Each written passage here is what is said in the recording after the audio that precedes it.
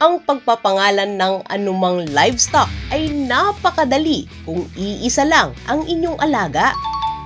Kung may isang inahing baboy kayo, madaling maalala ang pangalan na Bityang. Pero kung nasa 20 o mahigit na ang inyong alaga, malabong maalala ninyo ang mga pangalan. Oh, no! Ang pagbibigay kasi ng pangalan ay para sa traceability o recording ng ating mga alaga. Tulad nga ng nasabi namin sa nakaraang vlog, bibigyan namin kayo ng maraming options para sa pagpapangalan ng inyong mga kambing, tupa, baboy at iba pang big livestock. Mag-subscribe na dito sa ating channel na sideline.ph. Bisitahin nyo rin kami sa aming Shopee at Lazada. I-download lang ang app, i-search at i-type ang Monkey Agri-Ventures at pwede na kayong mag-order. I-follow at i-message nyo rin kami sa aming Facebook page na sideline.pinas. At ka-sideline, join na sa ating official Facebook group na Kamali. Praktikal na pagpapangalan. Kahit maganda o kaya nakatutuwa ang pangalan na Bityang sa inahing baboy o Bricks para sa buckling, napakahirap tandaan ng mga pangalan kung sadyang marami na ang inyong livestock. That's right! Pinaka-practical pa rin ka-sideline ang pagpapangalan na ang basihan ay yung araw ng kapanganakan. Sa malalaking farms, ang gamit nila ay mga blank tags at sila na lang ang nagbibigay ng mga numero. Karaniwan ay 4 na character ang siyang nilalagay. Ang 4 kasing character ay best para madaling mabasa. Alright! Habang dumarami ang characters, mas mahirap basahin. Oh, no! Ang blank tags. Ang paggamit ng blank tags ay nirekomenda namin dahil pwede mong ipasok ang araw ng kapanganakan. Amazing! 1 hanggang 31, ang mga letrang A hanggang L naman, para sa mga buwan mula Enero hanggang Disyembre. Pwede mo ring ipaloob ang taon na 2024 bilang 4.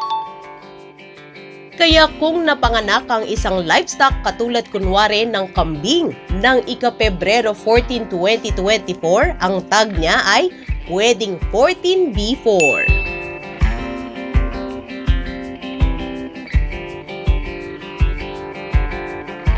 Ang nagiging issue dito, kunwari sa mga baboy na lang na nanganganak ng hanggang 16. Sa mga kambing, kung 3 ang napanganak mong bisero sa isang araw, pwede mong gawing 14B41, 14B42 at 14B43. Naging 5 characters nga lang, kaya medyo mahirap nang basahin. Oh no! Mas maikling pagpapangalan, mas praktikal.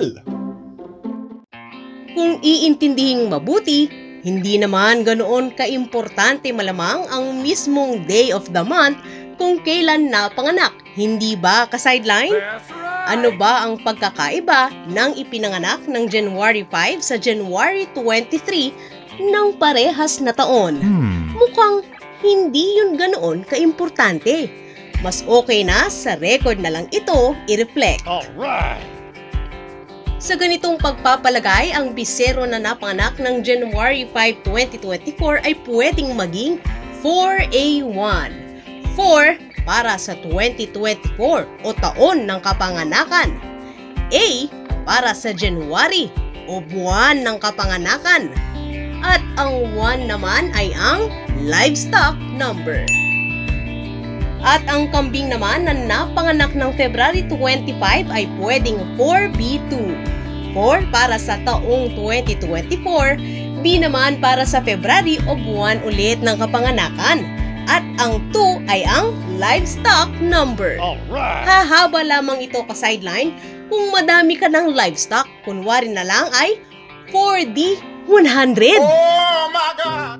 Ang pinakamainam na pagpapangalan ay makulay. Ang mga tags na umiiral sa merkado ngayon ay karaniwang nasa 1 to 100 lang. Kung semi-commercial farm ka ka-sideline, malamang hindi ka naman aabot sa 100 na biserong mapapanganak sa isang taon. Dito pumapasok ang mga kulay. Ka-sideline, maglaan tayo ng kulay sa kada taon. Halimbawa na lang ay ilaan natin ang kulay red para sa 2024. Ang kulay orange naman ay para sa 2025. Yellow naman ang para sa 2026 at ang kulay green para sa taong 2027. Alright! Sa pamamagitan ng pagbibigay ng kulay ng tags, alam mo na kaagad ka-sideline kung kailan napanganak ang bisero mo. Nasa sa inyo na ka-sideline kung ano ang mas gusto nyo na kulay at kaakibat na taon. Nagkataon lamang po na gusto namin ng kulay at ang pagkakasunod-sunod ng kulay ng bahaghari. Amazing! Ano ang magagawa kung sobra sa 100 ang napapanganak? Ang isa pang paraan ay pumili ng mga tags na lampas ng 100. Siguro naman ka-sideline ay supisyente na ang 200 na numbering.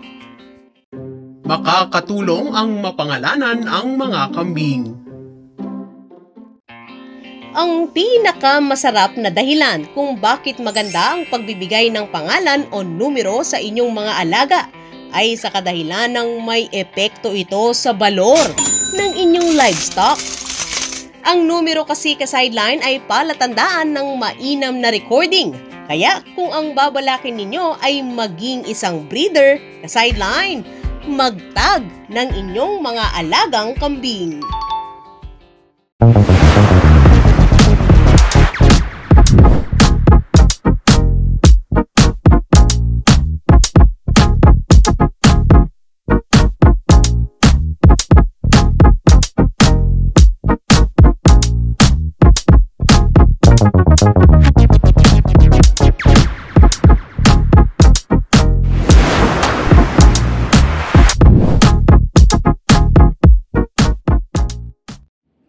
Ka-sideline, bukod sa aming Facebook page, inaanyayahan po namin kayong i-message din at i-follow kami sa Shopee at Lazada. I-search at i-type lang po ang Mang K Agriventures.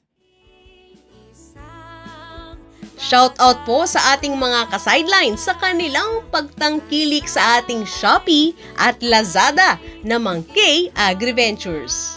Shoutout po kina Maureen Galapate, Marty Perez, Thomas Davis, Michelle Camille Rico, Annabel De Jesus, Eladia Amy Hipolito, Jello Sumagpang, Zaire Asayco, Mike Benedicto, Jose Ray Binamira, Erickson Tukay at Eunice Peria. Kung kayo ay nagnanais mga ka-sideline na maparami ang inyong mga alaga, ito na ang tamang oras para tayo ay matutong mag-eartag para naman kapag dumating ang araw na marami na sila, madali na lang silang makilala. Kami ang inyong kapartner sa inyong pag-asenso. Mag-subscribe na dito sa ating channel na sideline.ph. Kami po ang inyong lingkod na si Aga kasama si Mang K para sa sideline.ph. Happy goat farming mga ka-sideline!